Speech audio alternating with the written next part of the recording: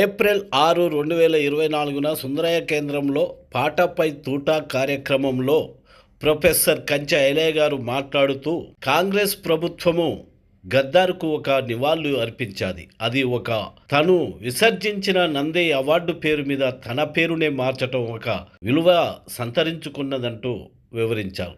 ఈ అవార్డు రావటానికి ప్రజా చైతన్యం, ఆయన చేసిన సేవలు, ఉద్యమ ఫలితాలే అంటూ కొనియాడారు.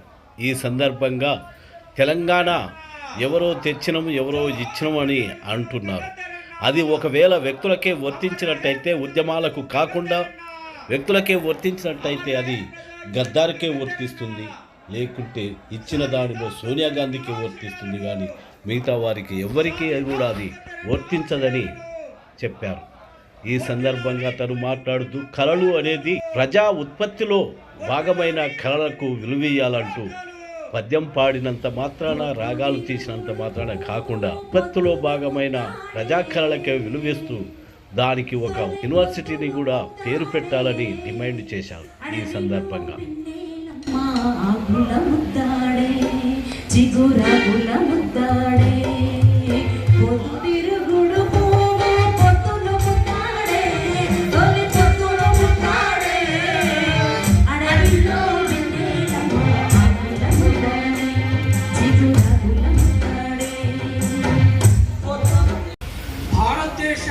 చరిత్రలో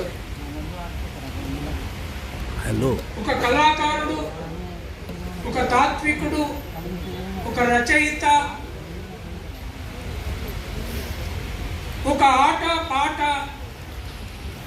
చరిత్ర సృష్టికర్తను 6 గుండ్లతో కాలుస్తే ఆ 6 గుండ్ల కడుపులో దిగిన తర్వాత వాటిని డాక్టర్లు బయటికి తీసి ఒక్క గుండు వెన్నుపూస అంటుకొని గుండె పక్కనే గుండి కూడా 26 ఏళ్ళు బతికిన పోరాట యోధుడు ప్రపంచ చరిత్రలో ఎక్కడ లేరు. 2 ప్రపంచ యుద్ధాల్లో కూడా ఇట్లాంటి పోరాట యోధుడు లేడు. అయితే ఆయనను ఆ కాల్పుల తర్వాత పసిబిడ్డను ఒడిలో పెట్టుకొని ఎత్తుకొని పోయినట్లు పోయిన ఆయన భార్య విమల, కుమారుడు సూర్యం, మిత్రుల గద్దర్ 1997లో ఇదే రోజున కాల్పులు జరిగినాయని నేను వార్తల్లో ఢిల్లీలో ఉన్నాను, ఆ రోజు చూశాను. అయితే గద్దార్ని ఎందుకు కాల్చారు, ఆయన చనిపోతాడా బతుకుతాడా అనేది ఒక ఉత్కంఠ విషయం. ఆయనతో నాకు చాలా కాలంగా పోరాటాల సంబంధం ఉంది, పౌరాకుల సంబంధం ఉంది, కాలంచెడు పోరాటంలో ఆయనతో కలిసి పనిచేసిన సంబంధం ఉంది. కుల వ్యవస్థ మీద నేను పుస్తకాలు రాసుకుంటే ఆయన పాటలు రాసిన తాత్విక సంబంధం ఉంది. అయితే ఆయన బతుకుతాడా చనిపోతాడా అనే ఒక సందిగ్ధ వాతావరణంలో నేను నెమరేసుకుంటే ఎందుకు కాల్చు? గద్దర్ని పీపుల్స్ వార్ సభ్యుడని కాల్చారా? లేదు, గద్దర్ని మళ్ళీ తిరిగి 1969లో ఆగిపోయిన తెలంగాణ, ప్రత్యేక తెలంగాణ పోరాటాన్ని మళ్ళీ తిరిగి ప్రారంభించినప్పుడు ఆయన ఒక సూత్రధారిగా ఆ పోరాటానికి పాట ద్వారా, మాట ద్వారా, తన ఆలోచన ద్వారా వాళ్ళ పార్టీ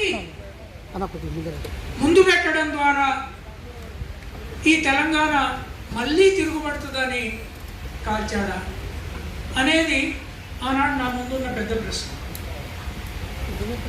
అయితే అప్పుడు చంద్రబాబు నాయుడు అధికారంలో ఉన్నాడు. ఎన్టీ రామారావు దిగిపోయిన తర్వాత చంద్రబాబు నాయుడు అధికారంలో మొదటిసారి ఎక్కినప్పుడు తెలంగాణలో అంతకు ముందు కూడా వాళ్ళ మావ అధికారంలో లేని పద్ధతిలో తెలంగాణ తిరుగుబాట్ల బావుటాలు మళ్ళీ మొదలయ్యాయి. సరదానికి మావోయిస్ట్ పార్టీ వరంగల్ సభ పెట్టి వరంగల్ డిక్లరేషన్ చేసి ఆ తర్వాత భువనగిరి సమావేశం జరిగింది. అక్కడ మేమందరం ఉన్నాం.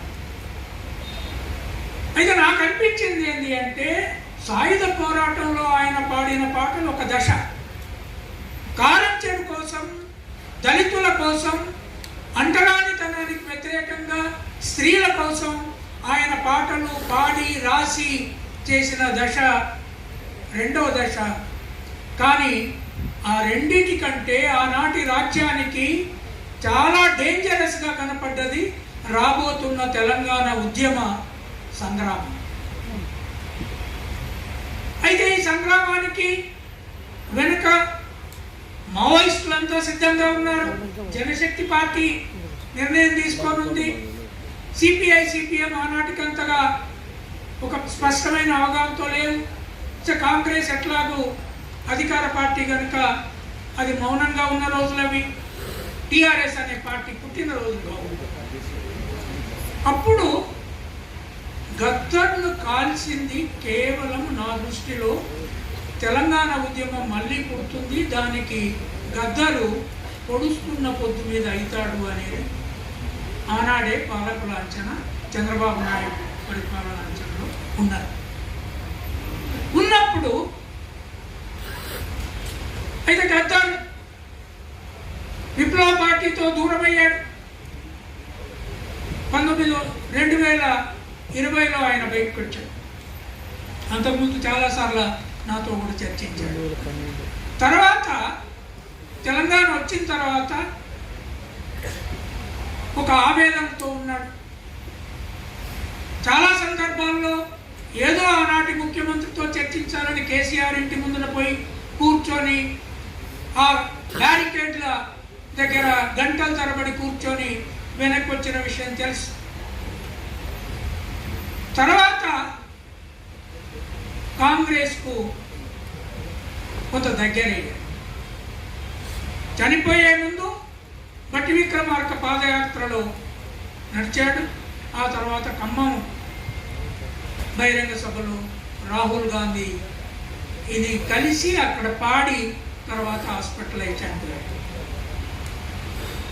ఈ స్థితిలో అంటే ఈ రాజ్యాన్ని కూల్చాలి, ఈ రాజ్యాంగం బూర్జువా రాజ్యాంగం, అంబేద్కర్ రాసినప్పటికీ అది బూర్జువా రాజ్యాంగం. అంబేద్కర్ కూడా బ్రిటిష్ సామ్రాజ్యవాద తొత్తు అని మావోయిస్టులు విప్లవకారులు వాళ్ళ సిద్ధాంతంలోనే ప్రోగ్రాంలోనే రాసుకున్నారు, కమ్యూనిస్ట్ పార్టీలు కూడా రాసుకున్నారు.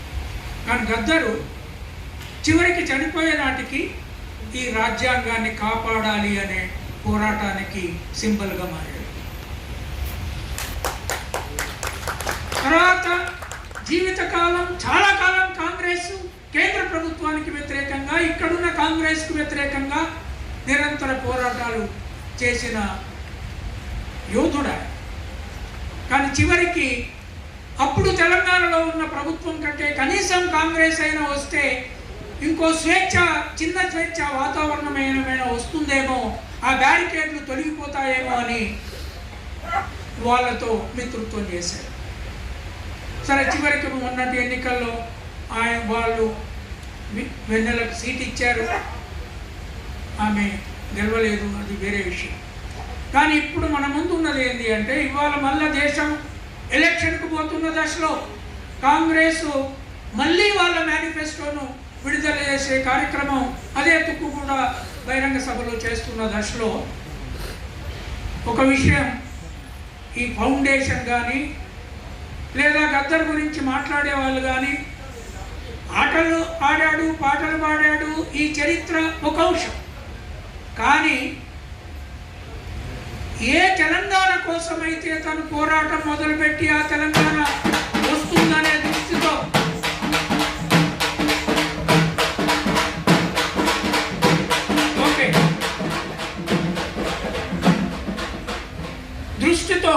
ఆనాడు చంద్రబాబు చంద్రబాబు నాయుడు ప్రభుత్వం ఆయన కాల్చిందో అక్కడి నుంచి తెలంగాణ వచ్చేంత వరకు తిరిగి మళ్ళీ గచ్చ కట్టుకొని ఆ తుపాకీ గుండు శరీరంలో పెట్టుకొని ఆయన ఎగురుతూ ఆడుతూ పాడుతూ పాదయాత్రలు చేస్తూ కళాకారులను సమీకరిస్తూ రాజకీయ శక్తులతో మాట్లాడుతూ ఈ తెలంగాణ ప్రత్యేక తెలంగాణ కావాలి అని తన శక్తినంతా ధారపోస్తూ నా మిత్రులందరూ తిరిగారు.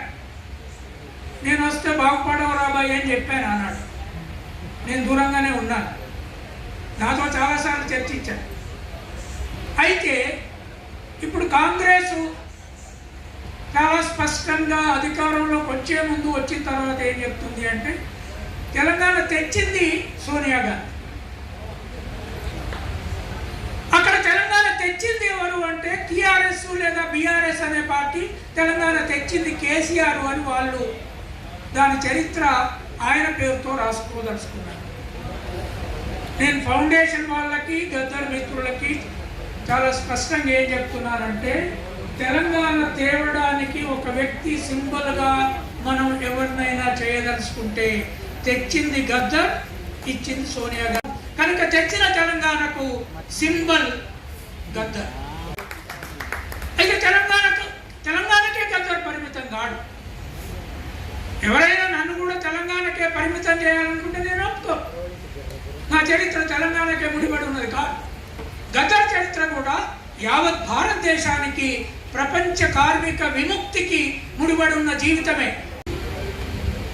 ఎన్ని శిరసులు నేలరాలగా కమ్యూనిజము దంచెలో, ఎన్ని మరణ మృదంగ కోసల మార్క్సిజం